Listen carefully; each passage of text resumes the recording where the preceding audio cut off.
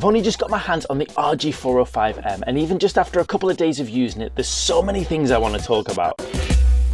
If you're a regular viewer of the channel, you will know I love my metallic consoles. There's something about those consoles that make me feel like I'm using a James Bond gadget, and the RG405M is the latest addition to the Anbernic metallic console lineup. The first thing I noticed when I got my hands on the RG405M is just how comfortable and familiar it feels. We've seen a lot of Anbernic consoles over the years, and the RG405M follows the basic design that most of those Anbernic consoles follow. However, it improves in some specific areas that really make a difference. Firstly, the edges are slightly more rounded and curved, which makes it a lot more comfortable in your hand.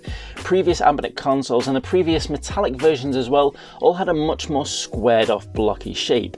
The slight extra curvature really makes a difference and makes this a much more comfortable console to use for a longer play session. Furthermore, the D-pad and analog stick have finally been swapped, and for the longest time I used to think I liked the analog sticks on the lower half of the console, but the more I've used these consoles over the years, I've realised the left analog stick for me needs to be above the D-pad, especially for longer play sessions and for more modern gaming experiences. And to see Anbernic finally make this design choice is a really positive improvement and sets it above some of the competition in my eyes. Furthermore, Anbernic have listened to other complaints from the community and made sure that the buttons are in comfortable places where you can't accidentally knock them, which means we're not getting any awkward reset buttons on the side. Any buttons like that are on the top of the console, and your start and select are on the face as well. I have to say, I think the button layout design for the RG405M is the best design I've seen from any of the Anbernic consoles so far. In terms of physical size, the RG405M is not as wide as the Retroid Pocket 3 Plus, the console which this is probably going to be compared to the most. And this is something that makes the RG405M feel a lot more comfortably and slide nicely into your pocket.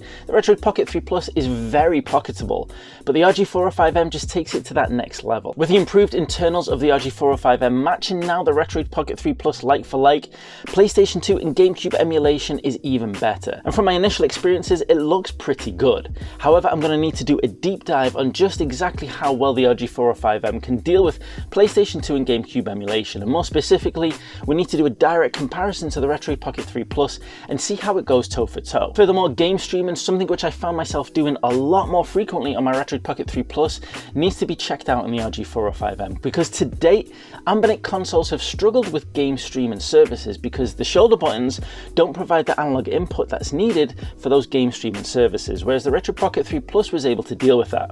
Now, if the RG405M can deal with game streaming as well, this might make it my favourite retro handheld console for a long time. And if you want to find out all of those details and exactly how well the 405M compares to the Retroid Pocket 3 Plus, then make sure you are subscribed for the next upcoming videos that appear on this channel, because we'll be going through all of that detail and a lot more as I spend a lot more time with the RG405M. But what I can say for now is my first impressions are I'm very impressed.